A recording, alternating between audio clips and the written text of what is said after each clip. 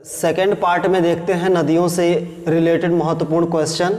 निम्नलिखित नदियों में से किसको दक्षिण भारत की गंगा कहा जाता है? तो गोदावरी नदी को दक्षिण भारत की गंगा कहा जाता है। नेक्स्ट क्वेश्चन, भारत के दक्षिणी प्रायद्वीपीय में कौन सी नदी के दूसरे सबसे बड़े क्षेत्र का निर्माण करती है? तो आंसर हो जाएगा गोदावरी नदी। 33 क्वेश्चन की तरफ बढ़ते हैं। भारत की किस नदी को वृद्ध गंगा कहा जाता है? तो वृद्ध गंगा के नाम से किसे माना जाता है? तो ऑप्शन ए बी सी दिया है, तो इसमें सी हो जाएगा कावेरी नदी। कावेरी नदी को वृद्ध गंगा कहा जाता है। नेक्स्ट क्वेश्चन की तरफ हम लोग बढ़ते हैं, जो कि एग्जाम की दृष्टि से बहुत ही महत्वपूर्ण क्वेश्चन है।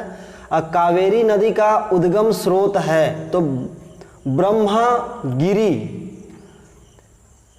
क्वेश्चन नंबर 35, कावेरी नदी गिरती है, कावेरी नदी कहाँ पर गिरती है? तो बंगाल की खाड़ी में कावेरी नदी गिरती है। नेक्स्ट क्वेश्चन है, प्रायद्वीपीय भारत की एकमात्र 12मासी नदी कौन सी है? तो प्रायद्वीपीय भारत की एकमात्र 12मासी नदी कौन सी है? तो ऑप्शन नंबर इसमें बी होगा, कावेरी नदी, क्योंकि यहाँ रॉन्ग आंसर लगा हुआ है, गोदावरी ए नहीं होगा इसमें।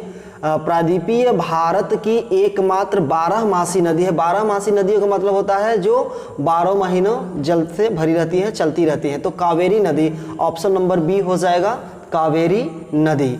हम लोग बढ़ते हैं नेक्स्ट क्वेश्चन की तरफ, जो कि बहुत ही मोस्ट इम्पॉर्टेंट क्वेश्चंस हैं, महत्वपूर्ण क्वेश्चन है। 37, कावेरी नदी जल विवाद मुख्यतः किन दो राज्यों के मध्य है? तो कर्नाटक तथा तमिलनाडु, कर्नाटक तथा तमिलनाडु से स्थित है। उत्तर पूर्वी भारत में बहने वाली राष्ट्रपारीय नदी है। तो उत्तर और पूर्वी भारत में बहने वाली राष्ट्रपारीय नदी, तो ऑप्शन नंबर ए है ब्रह्मपुत्र नदी। नेक्स्ट क्वेश्चन की तरफ चलते हैं। स्टूडेंट्स, निम्नलिखित में कौन सी नदी का उद्गम भारत में नहीं है? तो भारत में कौन सी नदी का उद्गम नहीं है? तो कावेरी नदी भी है, नर्मदा भी है, गंगा भी है, ब्रह्मपुत्र नदी भारत में उद्गम इसका नहीं हुआ है। तो ऑप्शन नंबर सी करेक्ट है। नेक्स्ट क्वेश्चन की तरफ, ब्रह्मपुत्र नदी निम्नलिखित में से किस हिमनद से निकली है? ब्रह्मपुत्र नदी किस हिमनद में से निकली है? तो चेमायुंगडुंग नदी से ये हिमनद से निकली हुई है ब्रह्मपुत्र। नेक्स्ट क्वेश्चन की तरफ बढ़ते हैं। भारत में यरलुंग जोगंबो नदी को किस नाम से जाना जाता है? तो आपके आंसर नंबर सी हो जाएगा, ब्रह्मपुत्र। ब्रह्मपुत्र जो नदी है, यरलुंग जोगंबो नदी को नाम से जाना जाता है। नेक्स्ट क्वेश्चन, निम्नलिखित में से कौन सी नदी को सांगपो भी कहा जाता है? तो आंसर नंबर डी हो जाएगा, ब्रह्मपुत्र नदी। नेक्स्ट क्वेश्चन है 43, तिब्बत में किसका दूसरा नाम तसंगपो है? तो आंसर नंबर सी हो जाएगा, ब्रह्मपुत्र नदी। अरुणाचल प्रदेश में प्रवेश करने पर ब्रह्मपुत्र नदी को किस नाम से संबोधित किया जाता है? तो किस नाम से संबोधित किया जाता है ब्रह्मपुत्र नदी को? तो ऑप्शन नंबर बी हो जाएगा, दिहांग के नाम से जाना जाता है। 45 क्वेश्चन है, मानस किस नदी की उपनदी है?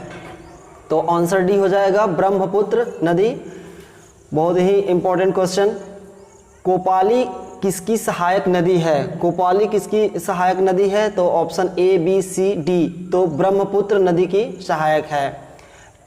मेघना निम्नलिखित में से किन दो नदियों की सम्मिलित धारा है?